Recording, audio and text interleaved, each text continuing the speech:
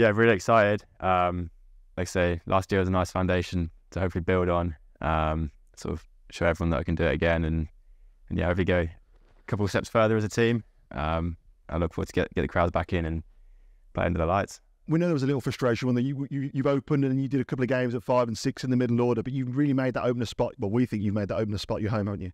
Yeah, I think I've just found a nice role there and sort of trying to understand what the team needs, and it's took probably a couple of seasons sort of broken in between. Just kind of really solidify that role, and like I say, knowing what's needed at the right time, I think is key up there. Give us an insight as an opening batter how different it is to transition from obviously facing that Duke's ball, trying to take the game as long as you can in the red ball games, then walking out a white ball game expecting to hit 23 off one over. Yeah, it is different, and it's a hard transition. I think last year I found ways of sort of making that transition a bit easier, and I think each game can help one another. You got your foundation in your red ball game to help kind of your basic principles in your white ball, and then your white ball skills to kind of add on top of that foundation in your red balls when scoring rates need moving along, or you just need a bit of intent and a bit of rhythm. So I think they complement each other quite nice. Do you train differently? Is it a case of looking at different scoring shots but still making sure that you can score in the more ways that you're more confident?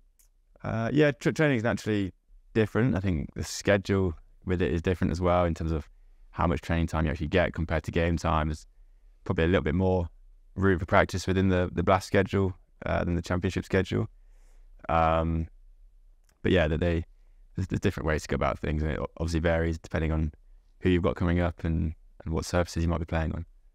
We've already faced them in the red ball, but the rivalry with Worcester is definitely a strong one in white ball cricket. Obviously, the large crowds here at Edgbaston. Give us a little bit of flavour of how much you enjoy it and obviously the history behind it. Yeah, I love the Bears Pears derby. I think my first taste of a one with crowds after COVID was maybe 2 years ago now. And that was one of only a handful of games I played that year, and that really gave me the hunger to solidify a spot in that team.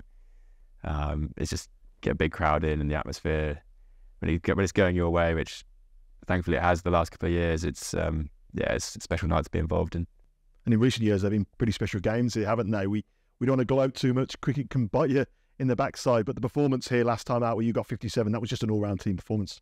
Yeah, that was I think a nice performance. I think the timing of that as well as a squad was a nice sort of culmination of the group stage. I think it was towards the back end, if I'm right. And well, we felt in a nice place leading up into the knockout stage. Fortunately, we didn't quite progress, but yeah, look, hopefully we can produce more performances like that and feed off the energy that the crowd bring.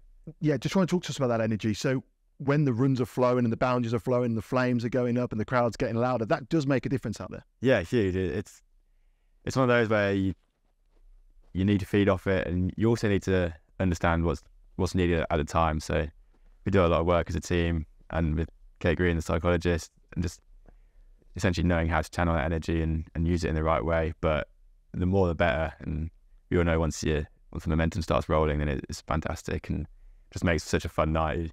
You don't get much sleep after them.